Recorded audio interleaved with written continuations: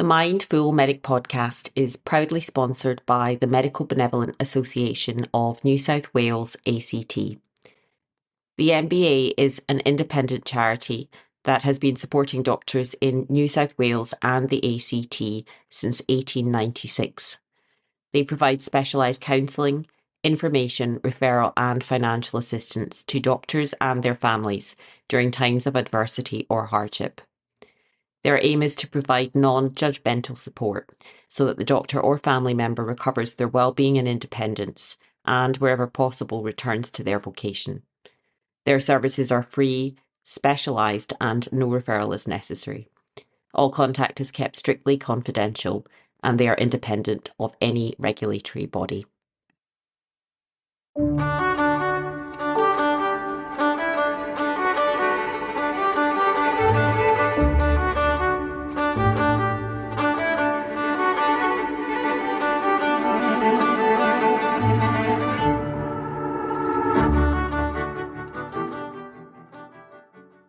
How frustrating must it be if you're scared, you're feeling that no one's listening to you, your natural reaction is to get louder or to continue to seek to speak to people who you feel are listening to you.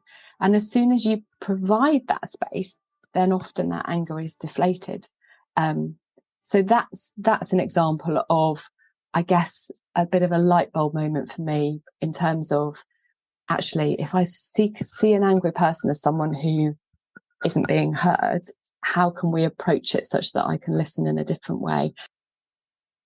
Hello and a warm welcome back to the podcast. I'm your host, Cheryl Martin. You are listening to the Mindful Medic podcast. Particularly warm welcome if you are joining us for the first time. So you have just heard from today's wonderful guest who I will introduce in just a moment, and I am very excited to finally have her on the podcast for a recorded conversation. I was listening to her very recently on one of my favourite podcasts, the Being Better Together podcast, where she was in conversation with Dr. Adrian Plunkett, who regular listeners will recognise as a previous guest on this podcast, and he's the founder of Learning from Excellence, and his work has been referenced more than once in previous episodes. And this conversation was a masterclass, and it was just full of gems. And I really wanted to develop some of the threads that they discussed in this episode. This gave me a perfect opportunity to make that happen. I think I may have mentioned on a personal note, this past year for me has really been about trying to think differently, to think and learn differently and broaden my lens. And I really feel that today's guest is someone who helps me to do that. So you have just heard from Dr. Anna Baverstock.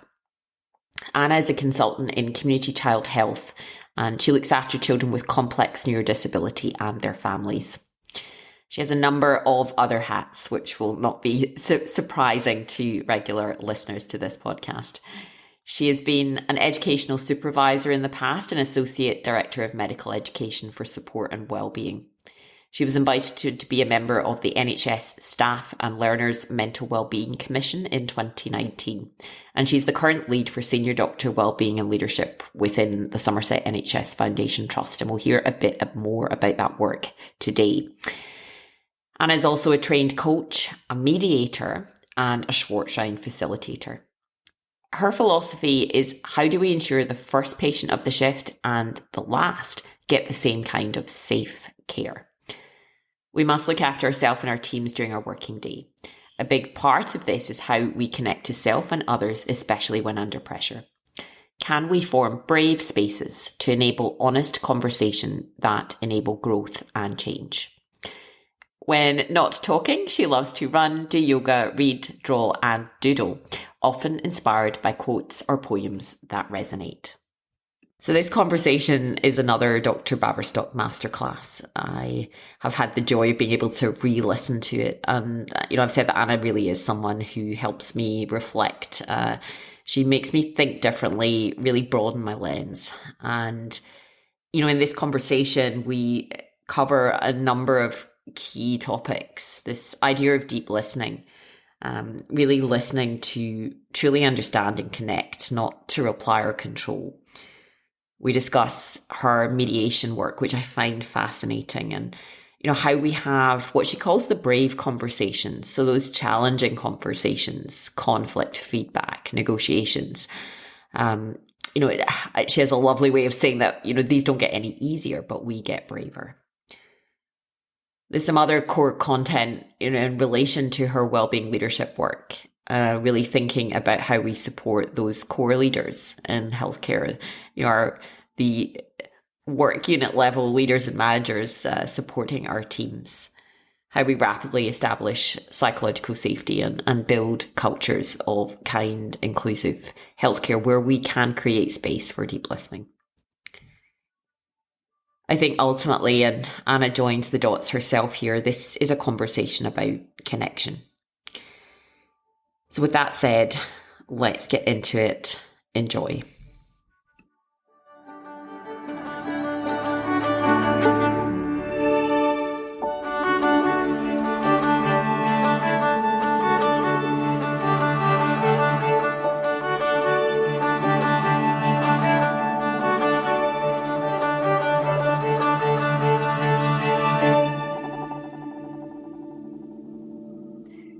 Hello. Today this is a real treat for me, today's podcast.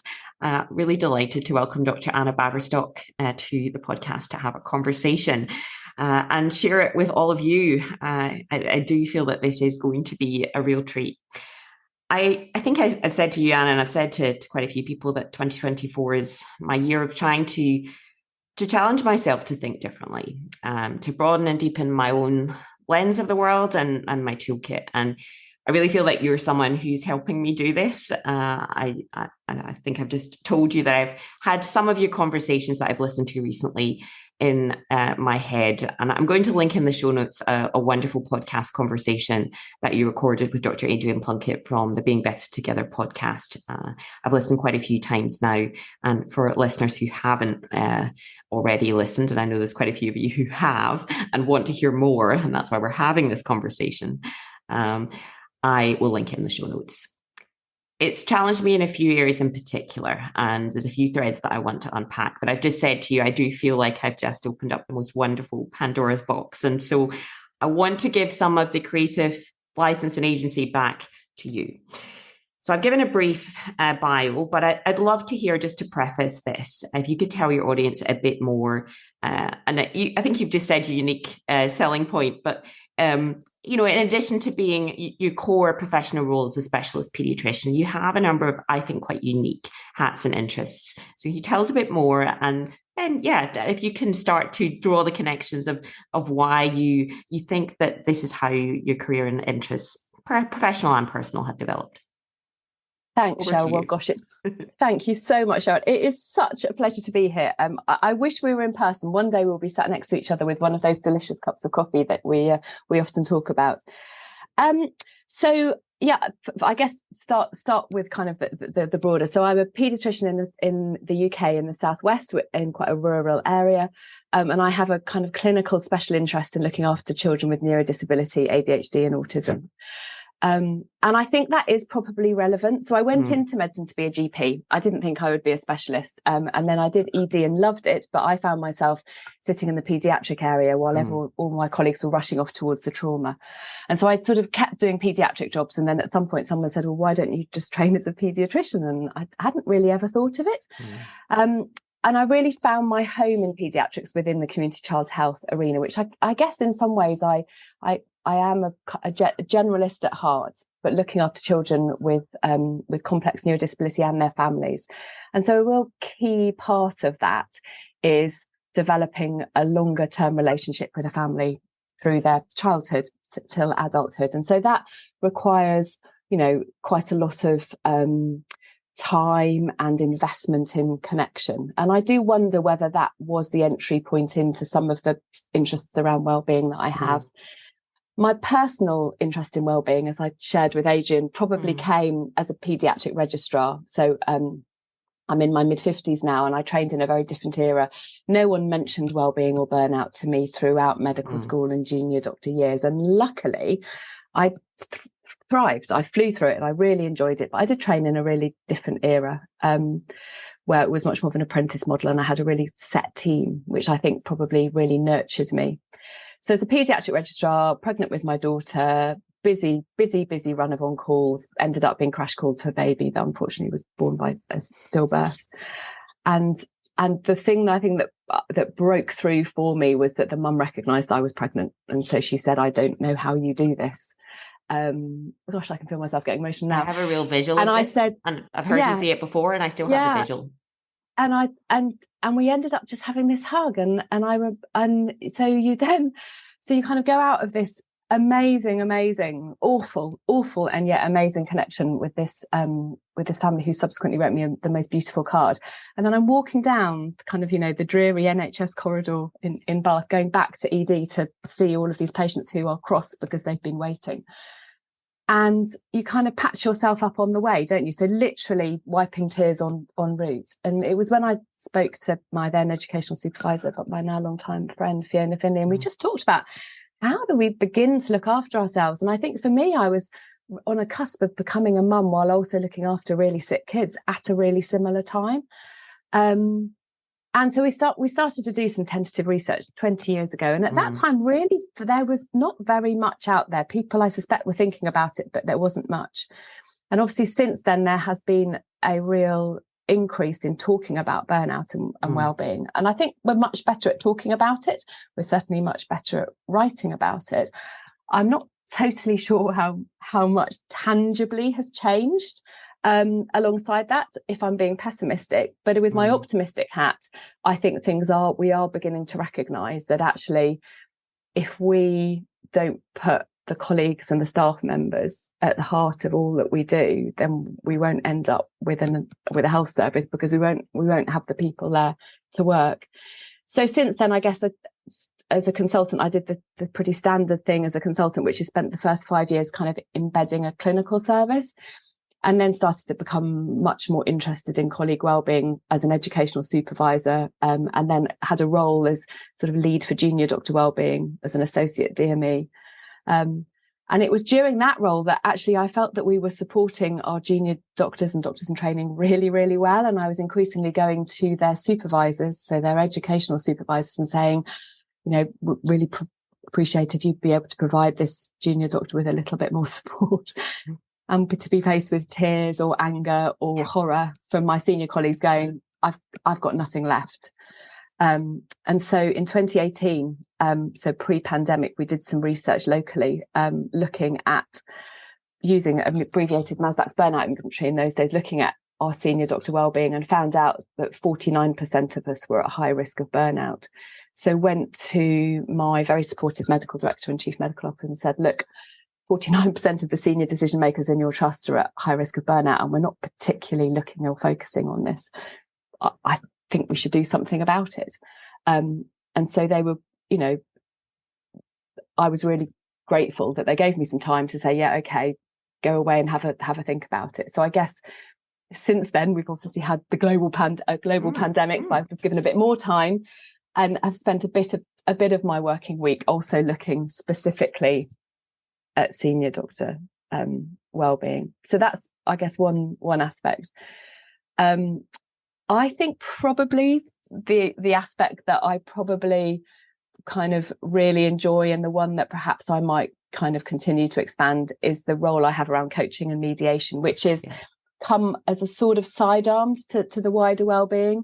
But I think it's probably the aspect of wellbeing that I feel most passionately engaged in, which is, the teams that we work with on a day-to-day basis have such a fundamental impact on our well-being, and we don't leave our jobs, we tend to leave our leaders or our managers. And so I guess underpinning that is listening and connection, and that's the bit that most recently I've been spending a bit more time thinking about. We were laughing before we started recording. So my desk is a kind of smorgasbord of post-it notes and notes that I kind of wanted to get ready for today's recording. And I was just chuckling, Cheryl, before, saying I don't quite know which piece of paper to pick up.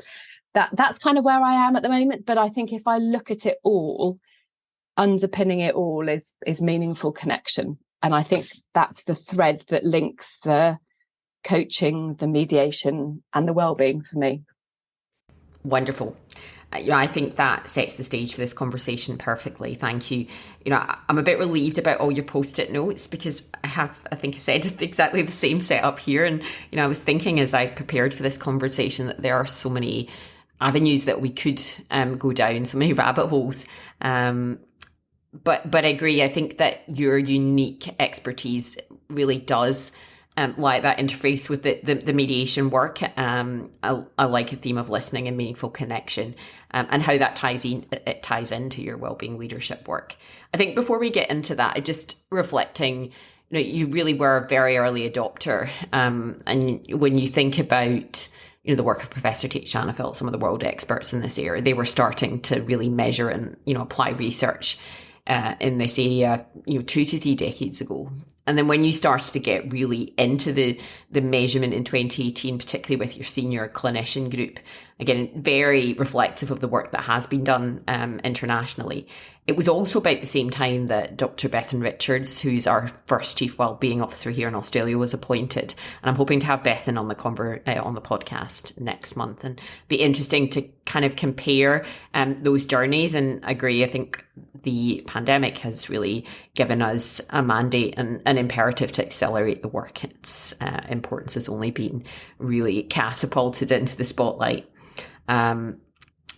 But the kind of high performing teams, the core leadership, our senior clinicians managing those teams, and the listening and meaningful connection piece. I'm really looking forward to exploring that side of the work.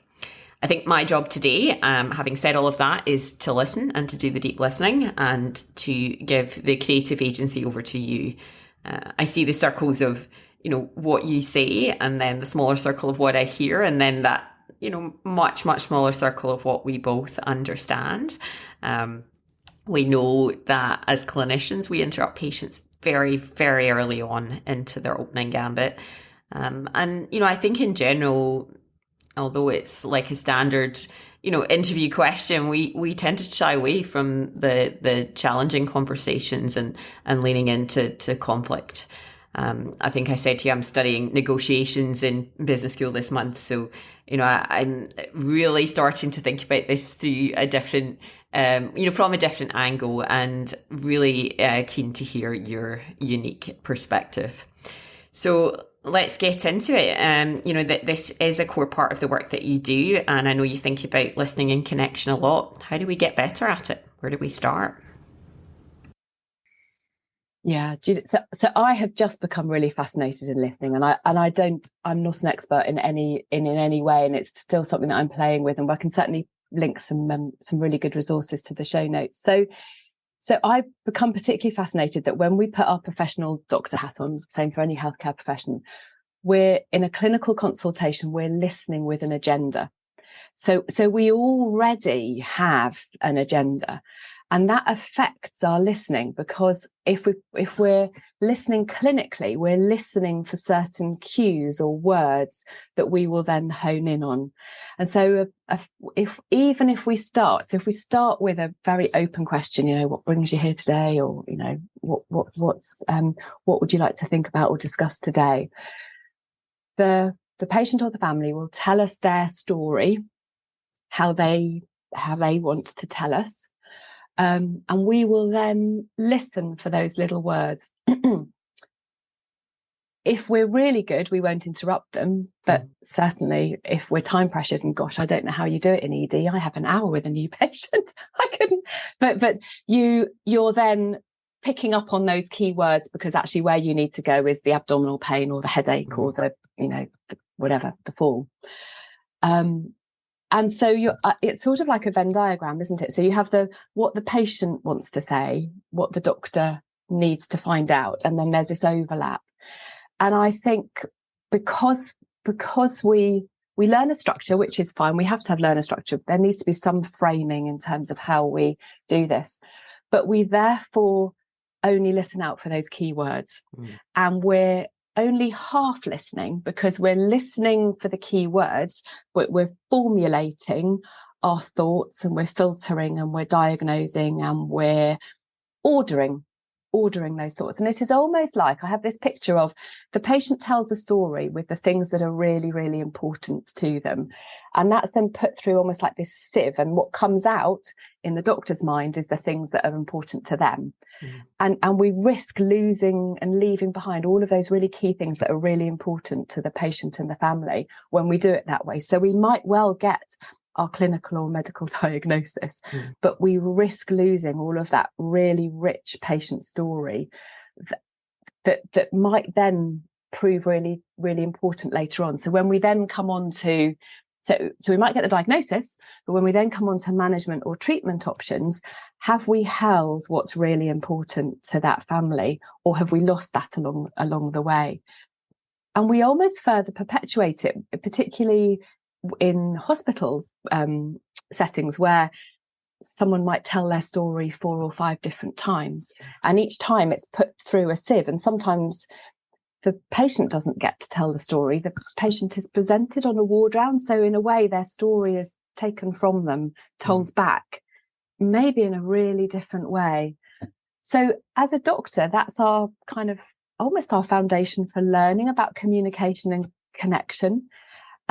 So if you like, that's the starting point when we then go into mentoring roles or coaching roles. So quite a lot of what I've discovered when doing my coaching qualifications and training and subsequent coaching is you almost have to go right the way back, get rid of your professional sieve, but you're still honestly listening with a coaching sieve. You're still, so then I get, this is where I'm at the moment. When do we listen just purely for the joy of listening? So the Nancy Klein, listening with fascination, listening without agenda, listening curiosity as well. I don't know, it keeps coming up, that word this year. Yeah. And when do we, we don't, I don't think we don't ever really, because even if we're listening, I mean, I love listening to podcasts. If I'm listening to a podcast, I'm formulating my own thoughts about it and getting distracted. And I sometimes end up having to listen, go back and think, oh, hang on, I haven't been listening for the last 5 minutes because that prompted a thought. So there's something fundamental about, I think, for us rethinking and about listening, because when we're time pressured and all those other things that are going on, listening becomes even more important, and yet so much harder, I think. And then if you take that in conflict, so even with patients and families, when there's a disagreement, or where there's a challenge, or where there's just a disconnect, a miscommunication, or with colleagues either having a challenging feedback conversation or coming for mediation, listening is even harder, because we've then got an additional barrier, which is all of those preconceived ideas around why someone's not listening to me. And that then forms a separate barrier, because you often in those situations, we've lost trust. So trust has gone. So that then further impacts our listening. And so part of the work, you've mentioned some of the reasons you might need somebody independently to go in and mediate. And I understand that a lot of the work that you do is between colleagues and it is voluntary. So you've got people who are willing to participate in the process, but you've mentioned, a negotiation, feedback, some kind of challenging conflict. How do you unwind that? How do you unpack that? How, as a facilitator, do you facilitate deep listening and connection? Yeah. So I guess mediation is a different space, and we can perhaps talk a little bit more about a feedback conversation later. But for mediation, I see mediation as a top of a triangle. So at the bottom of the triangle is, so when we're talking about with colleagues, is making sure that we understand around civility and inclusion, and making sure that we facilitate a sense of belonging as our teams become much more diverse. And then I think what we need to do is build on that. And we build on that by having brave, conversations, so Jerry Hickson's work around cup of coffee conversations, when it goes wrong, we're all capable of saying the wrong thing. You know, I massively recognize my privilege, and we've talked about it before. So I you know, if someone wants to come and share when I've done something wrong, I really welcome that. And clearly there's how we welcome that in terms of how to facilitate those conversations. So we have those, you know, the attempts to try and rectify things locally, cup of coffee conversations. We also do quite a lot of work locally around respectful resolution. So what we really try and encourage is colleagues to have conversations themselves when they fall out, because the best way of having a conversation is to repair a relationship is kind of within a timely way. But we know that doesn't always happen. And we recognise that the really important thing is, if you're going to encourage people to speak up and to listen up and to follow up and to do something, if it goes wrong, you do need to have something at the top of the triangle. So alongside a more formal disciplinary procedure, you also then need to have something around mediation. So people are signposted or referred to mediation when they haven't been able to sort out the conversation locally. And what then happens is so within our trust, you both have a session with what's called a conflict coach. It probably should be, we're working more towards resolution coaching rather than conflict coaching, because it's a bit of a misnomer. So the resolution coach will then spend an hour with you in a very targeted way in terms of what do you want to get out of it to prepare you towards mediation. So then you approach mediation and it's voluntary. So most people come because, well, they come for a variety of different reasons, but they're coming in a voluntary space to either repair the relationship or potentially because they feel that it would provide a platform to be heard in a way that they haven't been heard. And then we tend to use this PIN model as our way in, if you like. So the facilitator that I had based a lot of their work on Marshall Rosenberg's nonviolent communication. And again, we can link the book in the show notes. Yeah, that would be good. So the P is the position statement, and we communicate in position statements all the time. And a position statement is what we say we want. So it can be what we want, but it's often what we say we want. And it's an iceberg. So underneath that is then the interests, which is a combination of what we really want and why we really want it. So we're getting a little bit more around that personal investment in it. But the really fundamental thing that gets completely lost underneath the position statement and the interest is the reason why in terms of our needs. So the N is the needs, which is what we must have, what we need, and that's probably based around kind of Maslow's hierarchy of needs in terms of what those fundamental things are to make us feel safe and make us feel belong and make us feel recognised or trusted or whatever it is. And the really fascinating thing is that we don't think of our needs and then invent the interests and the position statement around it. We're not doing this cognitively. We're coming up with our position statements, and we may not understand our needs ourselves at all. So it's not that we're hiding them, but we just might not realise them. So in the resolution coaching and in the mediation, what we're doing is we're pulling down from the position statement to what does someone actually fundamentally need. And in mediation, what we're doing is we're so either there's two of us or as a single person, the two parties will communicate through us to start with, because they're often arriving in a stressed state and there's often quite a lot of anger. And the last thing we want them to do is to make it worse.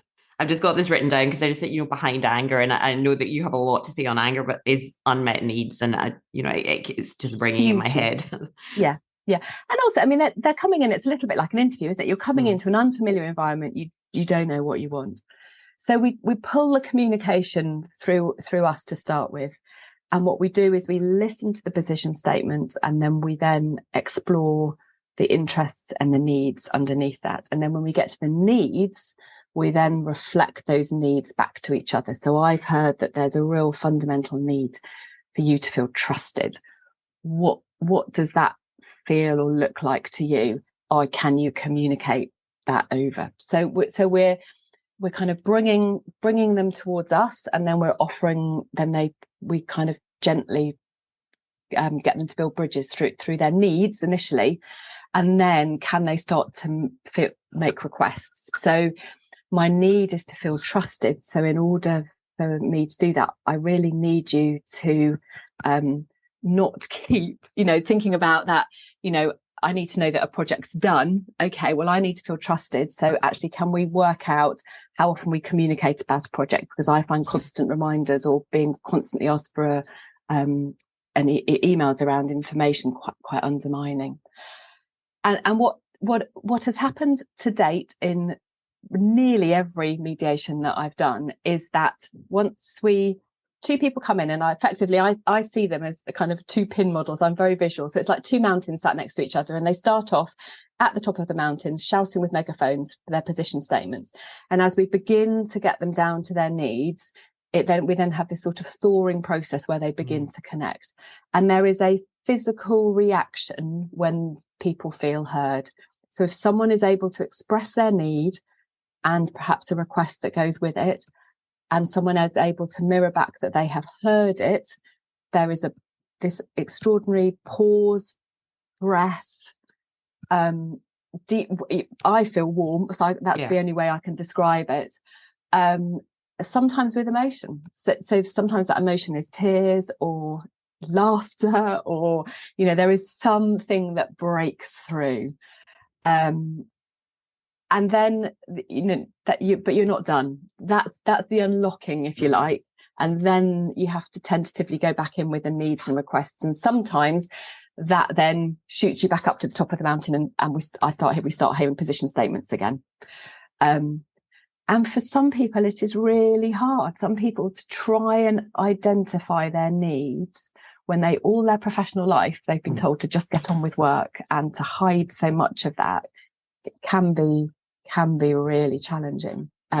So that's at the heart of it, I guess, what we try and do. And we do that by listening to listening to understand. And when we don't understand, instead of asking lots of questions, we keep listening. Because every time you ask a question, you steer someone's thoughts away from their agenda to your agenda. Which is interesting with your coaching hat on, because, the kind of coaching model is ask, not tell. But how do you resolve that? Because they're connected, but slightly different approaches. Yeah. So I've just recently become aware of an area of communication called clean language. And I don't probably know enough about it to be very eloquent about it at this stage. But clean language is based on David Grove's methods. And it's around, and it seems very fascinating. It is 12 questions which are structured and which are set, which enable you to keep in the other person's world and agenda. So the clean, is, if you like, tries to take away as much of your interpretation as possible. So a clean question is, what would you like to happen next, or what would you have liked to have happen? That may help us in a way, and it's something that I'm quite interested in exploring a bit more of. Before I discovered clean language, it is about simplifying your question as much as possible to try and remove your own interpretation. So I think that's why the gold dust questions are, what else? Tell me more. That kind of, or just those beautiful non-verbal prompts of silent, of that silent listening, or that just holding silence, because you know that for the persons opposite you, it's not silence. Their mind's an absolute whirl, and they're just trying to filter their thoughts. Holding space. Yeah. So doing this work and being a clinical tutor and supervisor and mentor, because I imagine it would be impossible for that then to just filter and permeate through a lot of the way you approach things. And has that resulted in any changes to the way you see things and the way you have your own interactions, whether consciously or unconsciously, kind of reflecting back? Yeah. So when I started doing the coaching qualification and the coaching conversations, I suddenly realized that actually using a coaching approach in some of my clinical consultations might also be really helpful. So I guess you naturally just bring the questions across. It wasn't particularly a conscious thing. I certainly use them with my family and my children, although that works less well because they're so flipping good at spotting it. And they're like, oh, you've been one of your courses. I knew you would say that. Even if I just apparently I slightly tilt my head when something piques my interest, so my children spot it an absolute mile off. And are very good at keeping me very grounded. So yeah, I don't try it at home. Yes, absolutely. The kind of the more challenging conversations, I guess I've changed how I approach anger. And I used to be quite scared of anger, and an angry relative or an angry child would be someone that I would find really, really hard and would avoid at all costs.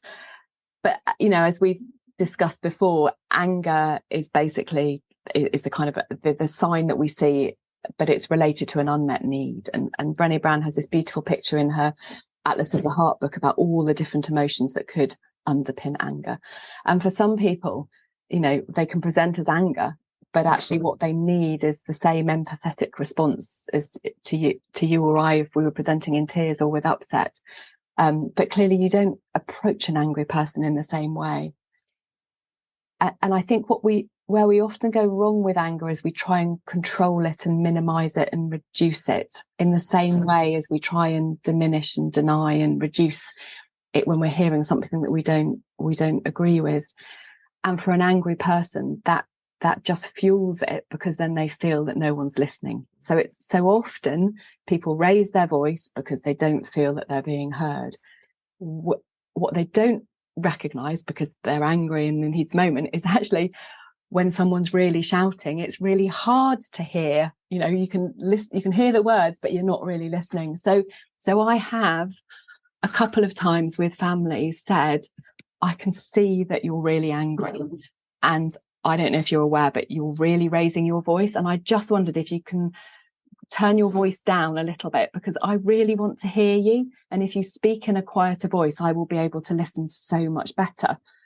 I did slightly have a kind of oh God, have I just really fueled it? Because I'm sure that's the wrong thing to say. But actually that did enable a pause and a reduction in volume such that I was then able to hear.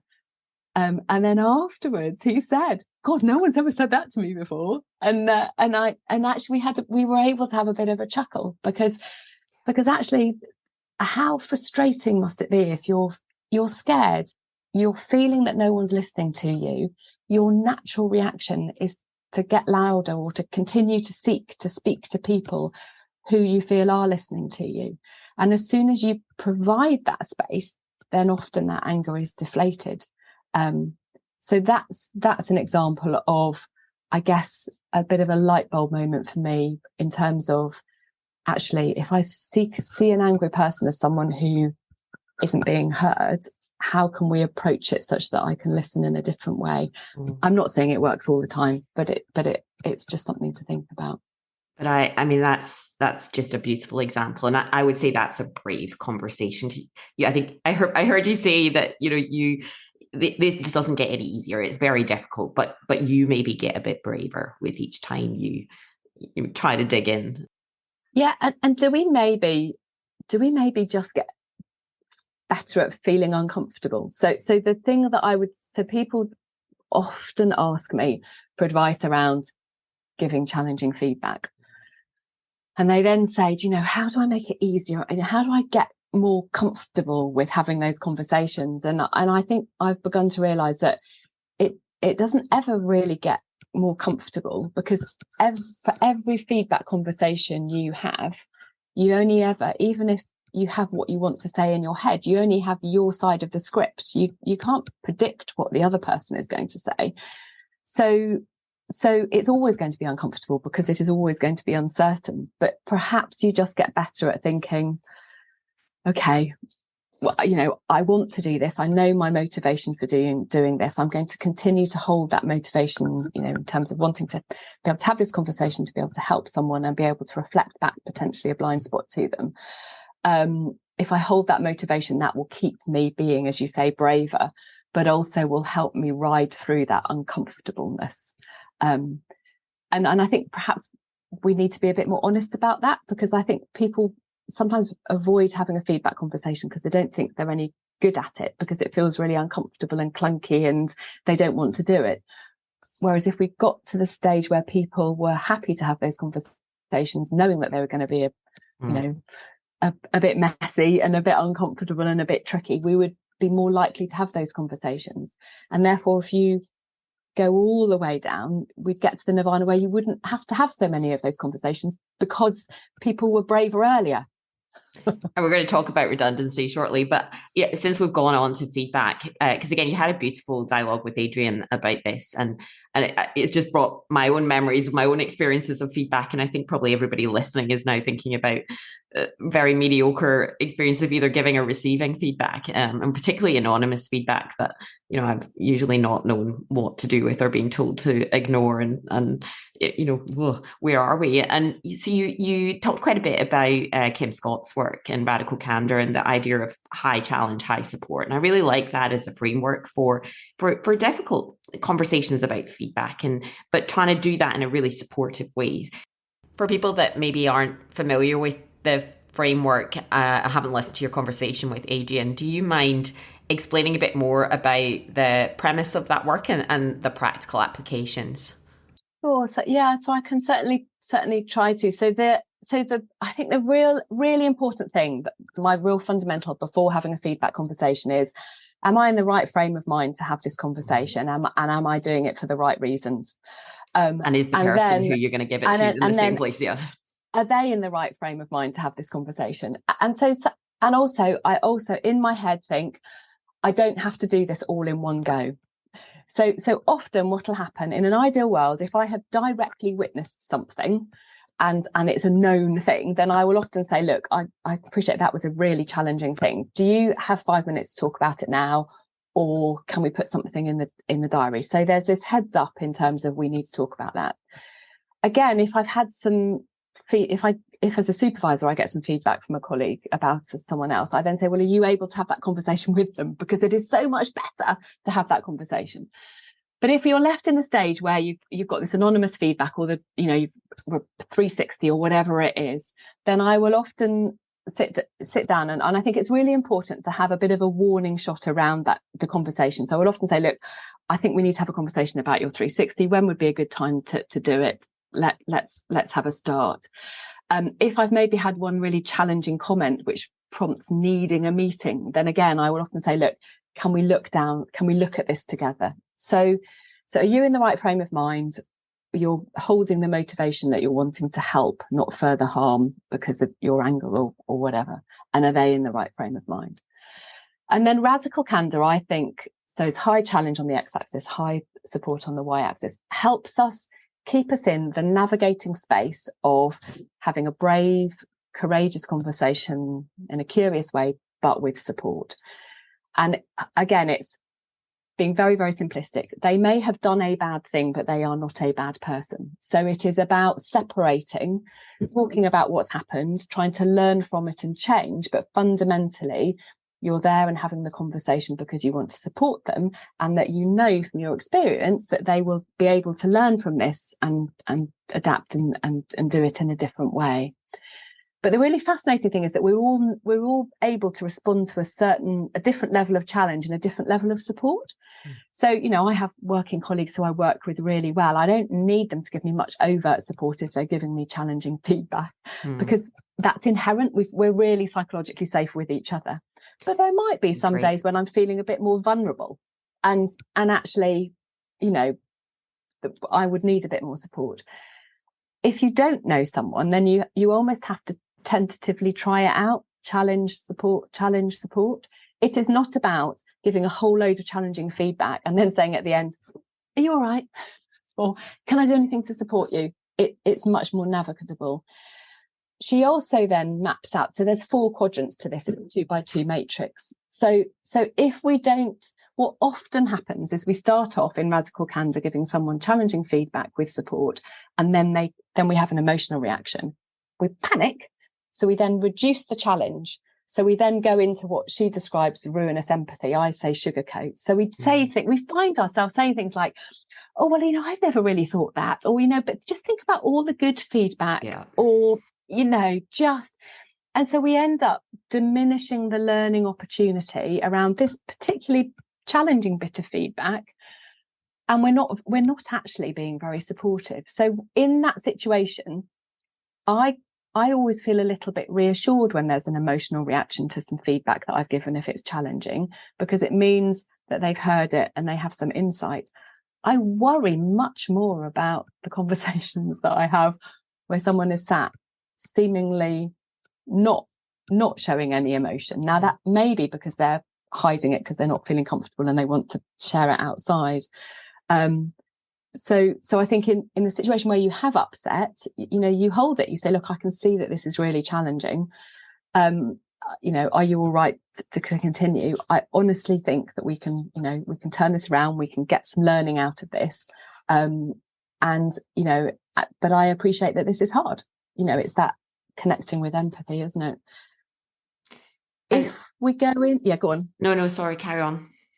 Well, I was just going to say, if we go on with the model, if we just do too much challenge without the support, or we give feedback in a very othering way. So if we're holding the person over there because in our head they're a bad person, it's not that they've done a bad thing, they're a bad person, then what happens is we go, I call it stab in the front. So we then disconnect. So we're then, you go and sort yourself out. That's an outrageous thing to say. I do not want to hear that behaviour again. That just needs to change. Now, we've all probably had a version of that kind of, very affronting feedback.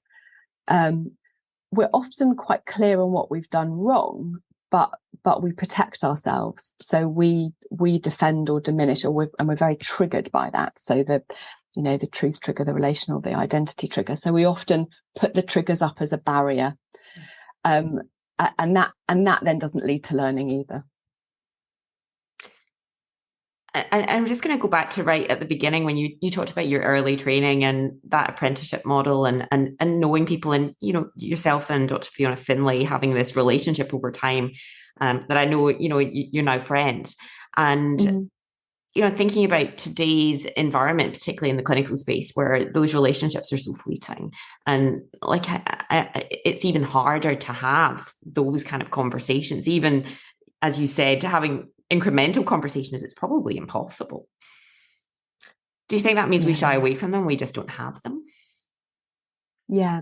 So one of the saddest reflections I had when I was doing the junior doctor support is that I would often email educational supervisors and say, look, I'm really grateful if you could just support this colleague. They've had a particularly hard time. They've been difficult complaint or whatever it is.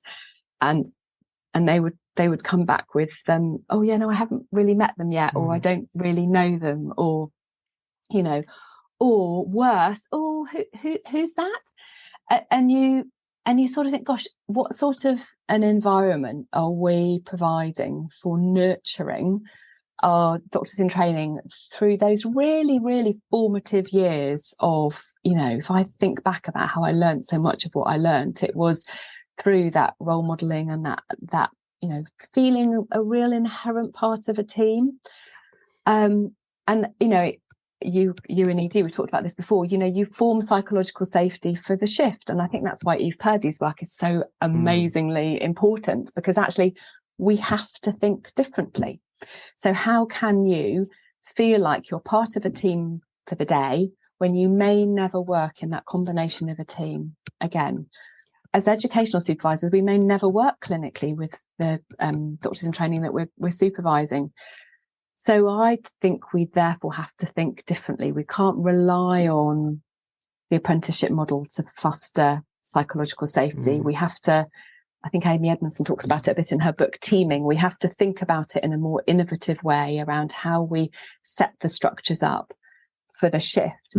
But I also think we need to create time and space for connection alongside that in a more linear, holding way over a 6, 12, 18-month period. Wonderful. Let's dig into this, because I do think what you've raised there is the crux. It's core content. And I know you and I have had a number of conversations, particularly around how do you rapidly establish psychological safety in fleeting teams. And you've mentioned both Eve and Amy's work there, which I know we both have followed significantly. And I will link my episodes with Dr. Purdy and Professor Edmondson in the show notes. You know, I particularly like Eve's work because it's so practical and actionable in the healthcare environment. So her work tells us that the small moments of connection really matter. So the team huddles, the after action reviews, the debriefs, the name badges, you know, all those little opportunities to build team psychological safety. The challenge is the busier it becomes, the harder it is to do this. But it's a bit like the meditation analogy that actually the busier and the more challenging it is, the more, you know, the kind of imperative to stop, slow down and give it more time and attention becomes more important. But thinking then, you know, how you translate this, as you said, longitudinally to create more time and space for deep listening over time. You know, I think this is really where we are going to have to get innovative and creative. You know, I think of, you know, Adrian and Chris have had a number of conversations on their podcast about, you know, we don't show up to work by far and large to be uncivil and to create challenge and conflict. You know, we're there to do our best work for our patients and for each other. But when we don't feel valued, seen, heard, met, or safe, that is when it all starts to fracture. And, you know, patient care and safety is at the heart of that, but our safety is too. And so, you know, when I think about some of the initiatives that we're starting to evaluate, things like Schwartz rounds and spaces for listening that are doing this on bigger scale across organizations. I'd love to know, you know, what you would add there, thinking about how we might do this better going forward, given the limitations of the environment we find ourselves in. Yeah. So, and that's the challenge, isn't it? That's the rub. And how do we do that at work? So I absolutely get that we all have, you know, wellbeing at home as well, and we have. I do think we have a responsibility to look after ourselves such that we're able to come to the beginning of the shift in a way that's good.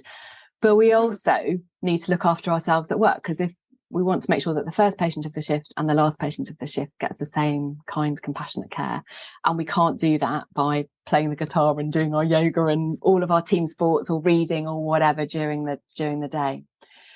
So that I think there is something in the day during our working times that is around that social connection, and around that space to enable that team culture. We talk a lot about culture, don't we? What do we really mean by culture? Well, it's really about how we do things, but for me, it's about how we work as humans together. There's something inherent about that. And I think we really need to invest in and think much more around how we hold those spaces. Now, they can be more formal, reflective spaces like Schwartz rounds or Balint groups. And I'm a Schwartz round facilitator. Yeah. I think they're brilliant. The challenge is it's quite a big investment to put them on. You know, the storytellers tell these beautiful stories, and then we hold this amazing space, and people have to come away for a fixed hour in that day. That's the challenge. The challenge is not once they're in the room, the magic happens. The challenge is getting people in the room.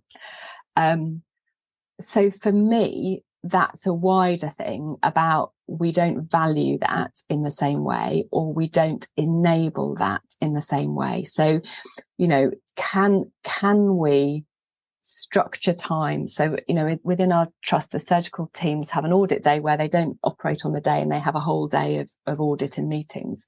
When we're putting on those sort of days, can we also have make sure that we set up good lunch breaks and good coffee breaks, because social connection and chatting with each other is really important, and even have some space for a reflective space, a Schwartz round or a bailing group, or a reflective, coffee and a gas, I think the anaesthetists call it. Nice. Just to have that time alongside it. And can we value that as important for patient safety in the same way that we value some of these other things? Adrian's, the learning from excellence work, can we, spend some time thinking about actually what enables excellence?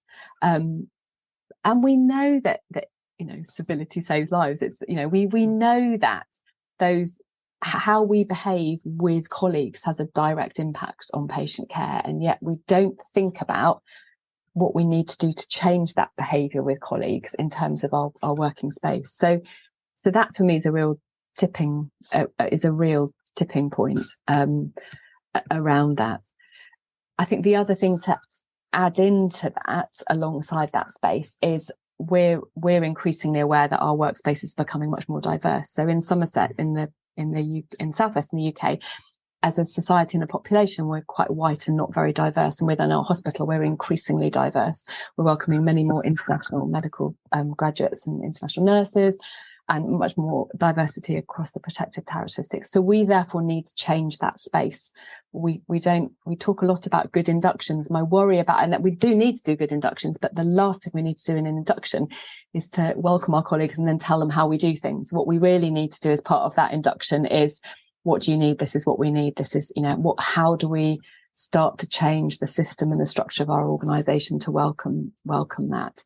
And I think that potentially that then provides an opportunity to provide, I guess, the culture of wellness that Tate Shanafel talks about in his model of professional fulfillment in a really different way, because actually we haven't got it right now. So actually, can we start to get that much better? And at the heart of that, as Tate says, is leaders. So can we start to role model and lead in a way that fulfills the well-being? And that's the bit that I think we need to really concentrate on. Excellent. I love Dr. Anna's framework there, and also the fact that we have come full circle back to where you began this conversation, with a focus again on our core leaders. I really like this term and idea of core leadership in healthcare to describe our work unit leaders and managers in healthcare organisations. Our clinical heads of department, our nurse unit managers, our directors of medical training, they really are critical to the mission. And yet you found what, is increasingly being found, that they didn't feel supported to do this work, and that they're struggling. And so that is definitely a way in. So with that in mind, and with that being a priority, and knowing that you spend a lot of time reflecting on what a truly inclusive, kind workplace culture looks like at its best, and giving you as Chief Wellbeing Officer, agency, resources, time, where, if you were to pick one or two core initiatives to really invest in going forward, intermediate and longer term, what would they be? Yeah, so with my senior doctor wellbeing hat on, the area that I'm a really limited resource. We've also, as a trust, merged twice, so the organisation has got much bigger across 2 acute sites, a community and a mental health. So it's a broad trust. So I've increasingly gone back to the literature to sort of think, okay, how am I going to start making a bit of an impact for our senior doctors? So the first thing that we concentrated on was a really good induction. So I think there's a really big step into a senior doctor role. So this is for all consultants, but also for our SAS grade colleagues as well. So our specialty doctors and associate specialists. So any new senior doctor that's coming in a more permanent role. To have a really good induction, which is specific modules, which sets out a little bit around, what we're trying to achieve. A big focus of that is around leadership and around civility and around well-being. So that, unsurprisingly, I'm brainwashing them from the beginning. And then alongside that, all of our new senior doctors get the offered a mentor as well, because Great. I think actually you have your training when you have your educational supervisor, and then suddenly you're potentially taking that really big step, often in a different organisation, and then suddenly you lose that training structure. Or have a mentor as well, and so that was something that we did quite fundamentally. That's proved so popular, we're now expanding those professional development modules to modules that we can all join in on, particularly, and the ones that we got the most feedback around was around delivering feedback, coaching, and some of the leading for change. So those are the areas that people really wanted, to come in on. So then alongside that, we've, as a group, decided that actually we really need to focus on supporting our leaders. So we have, medical leaders, we have clinical service leads, clinical directors, associate medical directors. Actually, we know that how they lead their teams has a really big impact on their teams. And so if you look at, Tate's professional fulfillment, as you well know, you've got the personal resilience, we've got the efficiency of practice, and we've got the culture of wellness. How you lead your teams has a massive impact on both the efficiency of practice, but also that culture of wellness. So the focus for me for the next year is around leadership support. So making sure that our higher level leaders have access to good coaches. We're trying to set up a kind of leadership mentoring environment.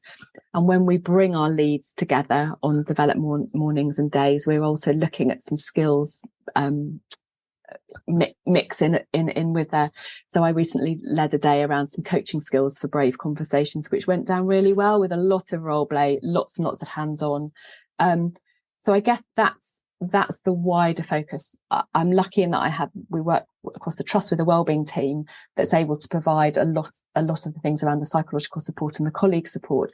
But I think for me, for senior doctors, that's the area. Those are the areas that I'm probably concentrating on.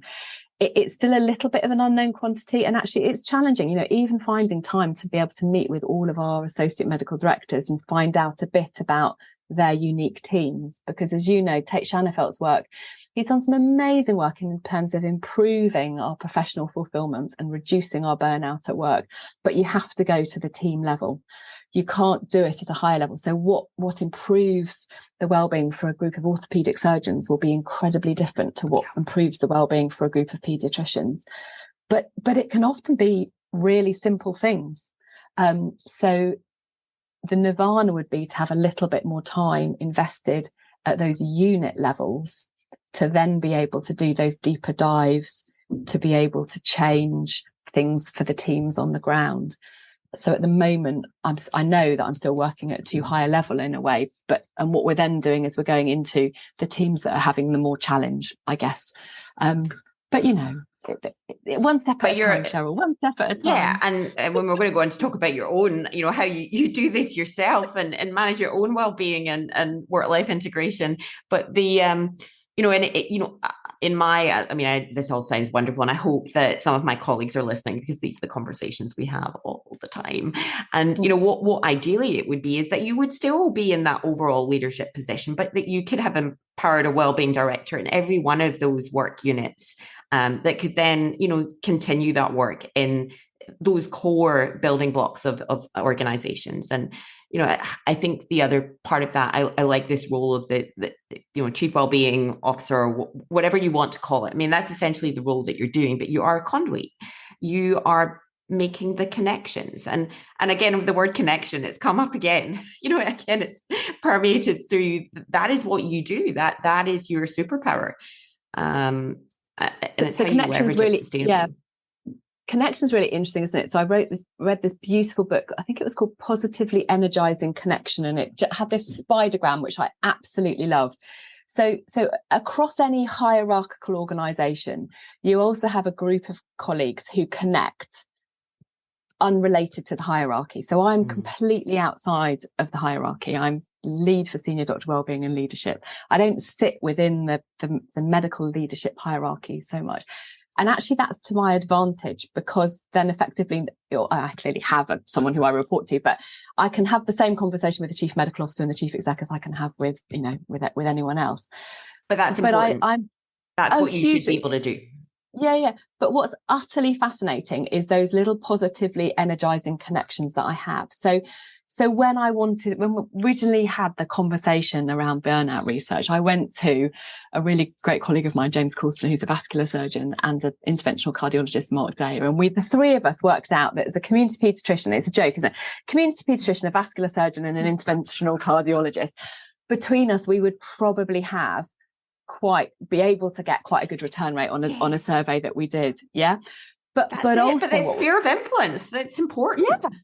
But also what was so important about that connection was that the three of us are so utterly different and think in a really different way. And talk about psychological, I mean, we are able to have the most challenging conversations. And when I get a bit too creative and a bit too artistic, they are the first ones to say, rein it in, Baverstock. But equally, those positively energizing connections, I think, are where the magic happens in an organization. Now, and if you don't nurture and enable that, and as those little connections, you don't feel heard, I wonder if they also turn rogue a bit sometimes. So actually, people are worried about people that think in an innovative, in a different way. But actually, I think it's sometimes about nurturing that diversity of thought in a way that then positively energizes, because otherwise they can be a real distracting force as well when not nurtured, potentially. I knew I was going to get a Dr. Baverstock masterclass this evening. You mentioned your creative side, and it was something that I wanted to bring into this conversation. We've just had the Creative Careers in Medicine conference in Australia, and I think you would have really enjoyed it. I'd love to have heard from you as a speaker at that conference. I've been following for some time your daily doodle.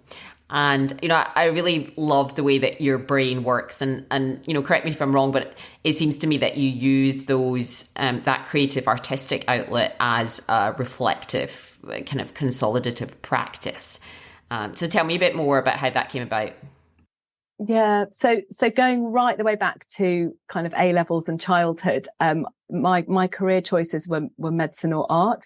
I come from a very creative family. My parents were horrified when I decided that I wanted to do medicine. So I have always been really creative. I particularly loved history of art. I grew up near London, so I used to jump on the train and go and wander around art galleries, and yeah, I've always loved that. If I'm honest, I parked it through medical training. There wasn't a space for creativity. How sad was that? And I wasn't able to do English as an A-level. I had to do maths in those days. So, and I regret that so much, because I think English literature as an A-level would have stood me in really good stead. So I'm probably a frustrated English I went rogue and did it. Yeah. So, and then I guess more, so on holiday, I would always take my watercolours, always. And so when I got into that more relaxed state, I would paint. And it wasn't ever about what I was painting. It was much more about the process. And sometimes I was really happy with it, and sometimes it didn't go quite so well. And then I guess I've always kept a journal, but I go through phases of really enjoying writing, and I go through phases of really enjoying drawing. But what I always do is I always collect quotes. So I would just collect up all of these quotes. And then I just started tentatively. I got given a really beautiful sari covered notebook one Christmas. And so I just decided that I'd have a go. It wasn't really a New Year's resolution, but I'd have a go at basically doing a quote each day and then drawing a bit of a doodle. And then actually I got more interested in the drawing bit, and so got the paints out and thought, well, actually maybe I can paint something. And I guess September last year, I think part of Mary Frere's Compassion Revolution conference, it was 3 things you're grateful for. So I kind of, that sort of sparked it a bit. So yeah, so I do tend to do something every day. I don't always tweet it. I'm also slightly dabbling on Instagram, but I'm not so familiar with that. So yeah, but I do tend to enjoy the process of thinking about a quote and putting something down. I also, when I go to conferences now, I take a A4 sketchbook and do a sketch note rather than make traditional notes, because that's just how I think. I'm much better with doodling a picture or but what I find I'm writing down is snippets of quotes. I love words. I love how people phrase things. When I'm listening to podcasts, I'll often go back and write down the little snippets of magic that come out at the end of conversations. So yeah, I really enjoy doing it. I share a few on Twitter, and it's definitely but don't worth always share following them. for people listening. Thank you, Anna. This has just been gold. And before we go on to the closing questions, I did mention this idea of redundancy, that, in a perfect world, we wouldn't need a chief wellbeing officer. We wouldn't need an external mediator. This would just be part of work as done. And I didn't know if you wanted to expand on that, or, at this point, if there was anything else, particularly something on the post-it notes that we haven't discussed that you wanted to bring to this audience. No, do you know what? I think we've covered it. And actually, I'm really grateful to you that you, through the process of kind of thinking about and preparing for the podcast, it's just, so I knew that one of my values was connection. When I did a values exercise a few years ago, I knew one of my values is connection. And then somewhere along the lines, hadn't really married that up with all the work that I've done. And it was literally as I was scattering the post-it notes around, I was just thinking, gosh, there's this real underlying theme around connection. So that, I think that's actually been incredibly helpful to me. So I want to thank you for that, Cheryl.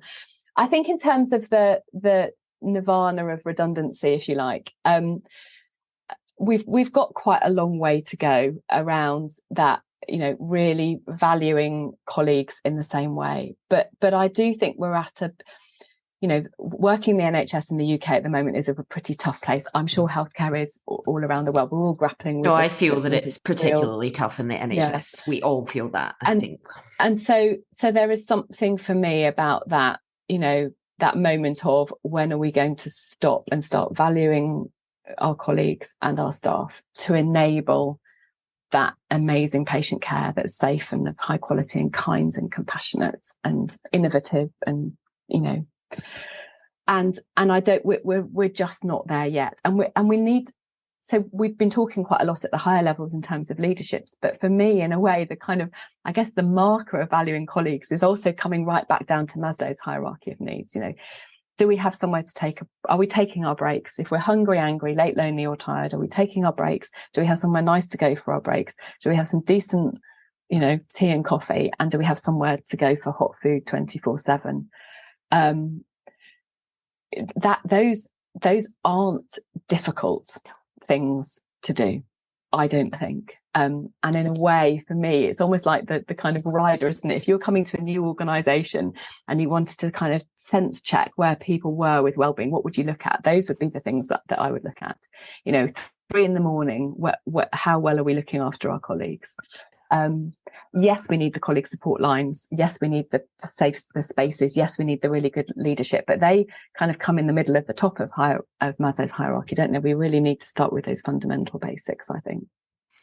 We just had, myself and my colleague, Dr Shannon Mulder, she's an advanced trainee in Sydney, and we just recorded a few things for ACE and Wellbeing Week. And, we really feel quite strongly as an executive that wellbeing is not just for a week. So we were trying to reframe some of the, puppies and massages and things are nice and all, but that's not really what we want to highlight through this week. It's really about the ongoing things that sustain us and support us. And they've got a theme for each day, and Monday is Meal Break Monday. So we had a good conversation exactly along the lines of what you just said, and I think that's also just brought up, and I will highlight that little series of the wellbeing series that you have the wellbeing at work. Yeah, I do. Yeah, and do you know what you've just said? Yes. So the break thing is something that I am really passionate about. So hand washing infection control and hand washing was really, really put to the forefront of people's minds when patients and families start able to challenge us in terms of you haven't washed your hands. So actually, how do we get to that state with taking a break? And I would love for all of our ID badges to have 3 little buttons, red, green, amber. So you start off your shift in green, and then once you're approaching your break, it's amber, and then perhaps a red light, and then maybe a flashing red light. And if you're going into a resus and everyone's got a flashing red light, then you've already got a concern in terms of patient safety because everyone's tired. And actually, if you're about to go and see, if I as a patient, have a doctor coming towards me with a flashing red light, I'd be much more likely to say, do you know what, go and have a break for 5 minutes and come back, because I want to have safe care. How can we kind of think about breaks in terms of patient safety breaks? And human performance. Yes. And, you know, we compare ourselves to the airline industry a lot, and I get that there's a lot of difference, but there is something really fundamental to me about the fact that I think we within healthcare think we are superhuman as part of the reason we don't take our breaks. There are all sorts of other barriers that get in the way, but we are so bad at just keep going until. And my challenge is, what does that until look like? And I think that's the bit that we really need to think about as well. Yeah, hard co-sign. So I'm really reluctant to end this conversation, but I am conscious of your time. So, you know, just kind of moving on to the closing questions. And I suspect this first one is a bit risky and a little bit tricky, particularly for you, because I do feel like I've met my match in you, Anna. You are a voracious reader. And, you know, particularly, I think we both are partial to the non-fiction genre. And I know that many of the books that we have both read, you have really helped me reframe some of the concepts, some of the content in terms of stories, in terms of your daily doodle, in terms of me thinking about the underlying kind of implications, applications. And so we've mentioned a couple of key authors and reads through this. Is there anything else or anyone else's work that you would like to highlight in terms of reading, viewing, listening recommendations? So you know, it's a shelf of books, Cheryl, isn't it? That's the trouble. It's not just one. So yeah, what I'm trying to do this for them at the moment is reread books. I've got beautiful library at home of all sorts of different things. I think the book that I've gone back to in preparing this conversation is Atlas of the Heart by Brené Brown. And I think I would, maybe that might not be familiar to listeners, that there's clearly Radical Candor with Kim Scott, which we've mentioned. I guess the other one is Think Again by Adam Grant as well. So that's an really accessible one around, which I think is so important nowadays in terms of, you know, how do we prevent ourselves from going into echo chambers, and how do we, if we don't understand something or really struggling with what someone's saying, how do we enable us to think again, which I think is a great one. And then I guess the Bible from the mediator's point of view is this Nonviolent Communication by Marshall Rosenberg. But we can maybe put a few extras in the show notes if there's room, because I know I've already said 3 and you only asked me for 1. No, the more the merrier. And I will admit that I've read all of Brené's books, I think, but Atlas of the Heart I listened to on audiobook. I'm going to get a hard copy because I listened to your, again, it's worth linking your podcast on the Bedside Reading podcast. That was a great conversation. And it's a nice, beautiful tabletop book as well. It's a beautiful book. I was just sharing, listeners, my copy has got so many post-it notes and bits of paper and sketch notes and God knows what in it. But yeah, no, I think it is one to come back to. I think it's a book. I guess it's a book around connection, and how we connect, but all the traps that we can fall into when we disconnect. And I guess the little snippet is, she introduced me to this Buddhist concept of the near and far enemies around emotions and connections, which I think is really, really helpful. So when you think about an emotion like empathy, the near enemy of empathy is sympathy. So empathy enables you to sit next to someone and identify their needs and find out what's going on for them. Sympathy is a disconnecting force. It prompts you to try and make it better, or to minimize, or to say, oh well, tomorrow's another day.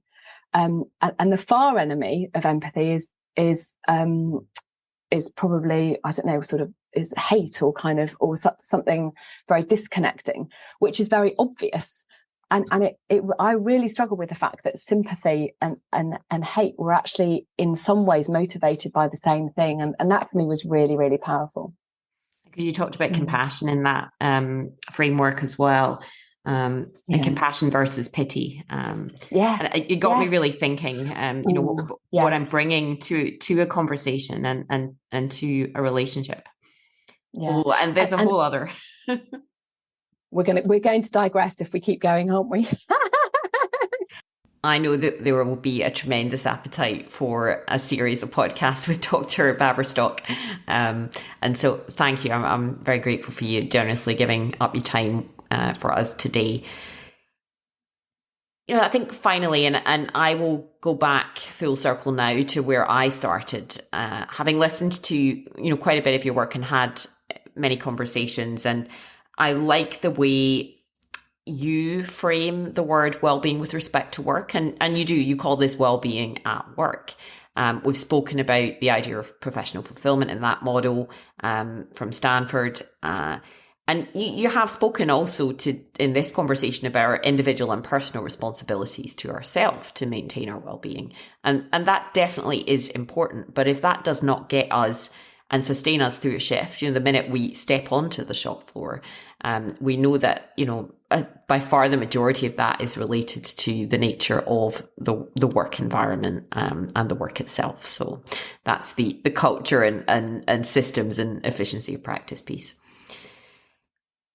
I've started to frame this as professional and personal well-being. And so for you, knowing that this is a moving entity, depending on circumstance, time, what does well-being mean and look like for you personally and professionally? So professional well-being for me is around how do I make sure that the first thing that I do at work and the last thing that I do at work, whether it be a patient contact, whether it be a coaching session, whether it be whatever, do I come into the space to be able to provide, that compassionate listening, that high quality care and that safe patient care. And I can only do that by looking after myself during the day. And so looking at how we spend time as a team, because most of what we do within our day is team based. So for me, that's something about how we nurture and spend time as teams to enable that to happen. We don't necessarily therefore need to be on our A game the entire day, because actually our team can it's that team resilience, isn't it? I think we talk about individual resilience, and I know resilience has got a bad press, but actually there's something for me about nurturing that team resilience such that within that team we can do that, and that is hugely impacted by leading. So can we lead, as Tate says, in a well-centered way? So that for me is kind of the professional well-being side, I think. And in terms of your personal well-being, and if you were going to design for yourself a self-care Sunday, what would it look like? Take me on a journey. How lovely. So so probably I spent a lot of time in Cornwall. I love being down by the sea. I'm toying with, do I lie in bed with a beautiful cup of tea and a lovely book for an hour or two, or do I get up, put my trainers on and go for a slow plod along the coast path with the dog, and maybe with some of my kids, who are all much faster and fitter than me and my husband. Probably the run option, maybe a cup of tea first while I wait for them to wake up. And then we all go for a run, ending up in the beach and a swim. And then pottling back up the hill to have some sort of very leisurely, brunchy breakfast, preferably not cooked by me, maybe by my kids or in a cafe with the papers and kind of more chatting and sort of, I love pottering. I discovered on holiday last week, actually, there's something really lovely about being in the kitchen, pottering around, maybe cooking, maybe making a cake, but just having, the kids or family popping in and out. My kids are all now nearly adults. I've got one doing A-levels. And so they two of them are away. So I love having them at home. And maybe that might extend into lunch, maybe with some friends. So yes, typical extrovert, surrounded by people, lots of lovely food, maybe a walk in the afternoon. I think that would be pretty good. And then maybe something different in the evening, maybe some supper with some friends, or actually maybe going to the theatre. So I love musical theatre. I love going to the ballet. I particularly like theatre and ballet. There's something lovely about live. I went to see a beautiful ballet performance this week. Yes, so maybe something like that to finish it off. Well, and I can tell you that one of my future self-care Sundays really involves a run with you on the beautiful Cornish coast. I'm trying to think of the author that I have read that always used to, it was a fiction author that used to base her novels in Cornwall. And so I have very much romanticised that. So I'm definitely going to come and seek you out for a run. So Cheryl, I just want to expectation manage around running. And I think what I'm going to do is I'm going to send you around half the coast path, and then maybe we'll do a few miles together, because I think your idea of running and my idea of running might be quite different. No. I'm right into dog jogging at the moment, particularly with the beautiful Specky View. Thank you. You just before we finish, I think there is one obvious question that I haven't asked you, and that would be, what will your book be? Well, do you know what? You're not the first person to ask that. So I'd like to do a beautiful book with lovely illustrations around connection. I think probably. I almost feel like I'm just going to kind of keep painting and doing the doodles and writing little bits, and something might then come. And it doesn't necessarily need to be a book for anyone else, does it? I can make my own book. And then maybe share it. Will want to read it. And so now you've put that out into the world and it's on the podcast. I'll be checking in. Jolly good. Thank you. No, thank you. It's such a lovely way to spend an hour. So thank you very much.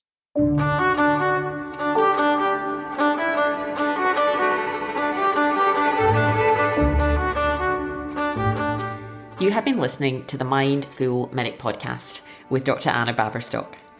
So I will put a link in the show notes to the 2 podcasts that we mentioned. So Anna's conversation with Adrian, and also a fantastic gem of an episode on the Bedside Reading podcast, which is another great one. Definitely recommend checking out. And in that episode, she discusses in more detail Brené Brown's Atlas of the Heart that she started to talk about at the end of our conversation. She's also very kindly given us an extended book list here, and I'm going through it, and there's some real gems on this too. So Kim Scott's Radical Candor we discuss here, Amy Edmondson's Fearless Organisation. I think Eve also had Daniel Coyle's The Culture Code on her top list. I haven't read Marshall Rosenberg's Non-Violent Communication, and that will definitely be one that will go up to the top of my list. Also Compassionomics, I know many of you have read, so all very worthy of adding to your reading list. I think before I end this episode, I did mention at the start of this, so Anna's in essentially a Chief Wellbeing Officer role, and I spoke about Dr. Bethan Richards, who was our first Chief Wellbeing Officer here in Australia, and I'm hopeful to have her on an episode in the middle of the year. But I wanted to highlight, if you are listening to this as it launches before April 30th, that Dr. Richards and her team at Sydney Local Health District are actually hosting a Practical Pathways to Wellbeing Day. So that is in Sydney on Tuesday, the 30th of April, and I will link it in the show notes. This is a free event with in-person and hybrid tickets available as part of Human Experience Week. Bethan herself will be giving a keynote on operationalising workplace wellbeing, insights, lessons learned, and a positive way forward. She'll also, the team as part of that day will be delivering a number of workshops with core content covering wellness-centered leadership, peer support, healthy workplaces, and crucially evidence and action-based critical work unit interventions. And now with 4 to 5 years experience in this area, they definitely have experience and evidence-based experience worth sharing. So I will link that in the show notes, and I hope to see many of you there. So finally, thank you to Anna. Thank you all for listening. As always, if you enjoyed this episode, please share it with a colleague. If you have time, would really appreciate it if you could rate, review, subscribe. It really helps us grow this network and community of practice. I look forward to joining you next time. Thank you.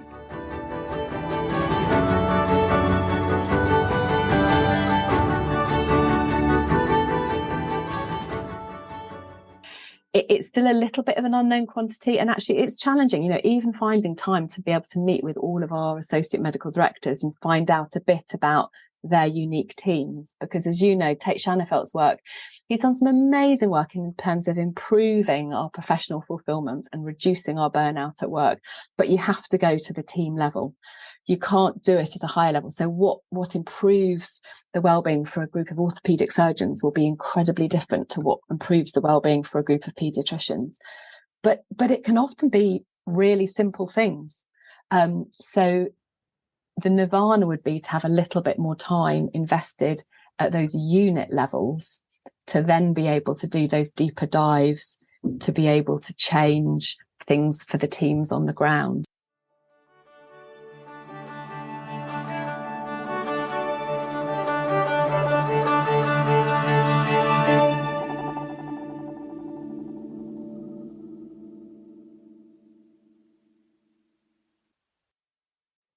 The MBA New South Wales ACT does wonderful work for those of our colleagues who are at this very minute experiencing a hard time. One way you can show you care about doctors' welfare is to go to their website, www.mbansw.org.au, and donate today. Knowing that their colleagues' care is a big part of these doctors' recovery, so please be part of the solution. All donations are tax deductible. If you can, please consider a monthly donation, as even small amounts collectively will allow them to plan their growth to support the increased demand.